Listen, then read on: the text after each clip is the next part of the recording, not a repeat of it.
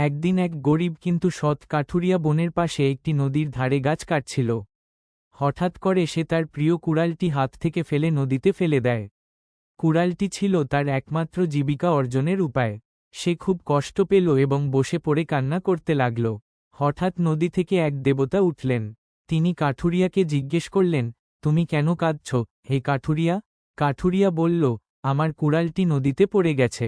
সেটি ছাড়া আমি আর গাছ কাটতে পারব না, আমি খুব গরিব। এটাই আমার একমাত্র উপার্জনের মাধ্যম। দেবতা তখন নদীতে ডুব দিয়ে সোনার একটি কুড়াল নিয়ে এলেন এবং জিজ্ঞেস করলেন, এই কুড়ালটি কি তোমার? কাঠুরিয়া বলল, না না, এটা আমার কুড়াল না, আমি মিথ্যা বলবো না। দেবতা আবার ডুব দিলেন এবং এবার রূপার একটি কুড়াল নিয়ে এলেন।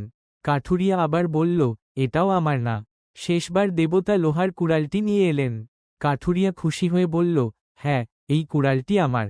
দেবতা তার সততায় খুশি হলেন। তিনি কাঠুরিয়াকে তার নিজ কুড়াল সহ সোনার ও রূপার কুড়াল উপহার দিলেন।